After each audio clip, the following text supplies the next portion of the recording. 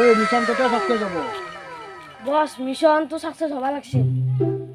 mission success করবই লাগব কারণ পার্টির পৰা টকা লওয়া হয়েছে বস সেইখান স্কুল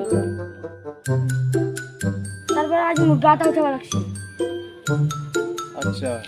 স্কুলে তো ল'ৰা ছোৱালী আহাই নাই মেডিসিন কি ব্যবহাৰ কৰবে হচ্ছে মোৰ তাতে এটা ললিপপ আছে তাতে মেডিসিন দি পেলাই ফুটাব পাৰিম হয় নেকি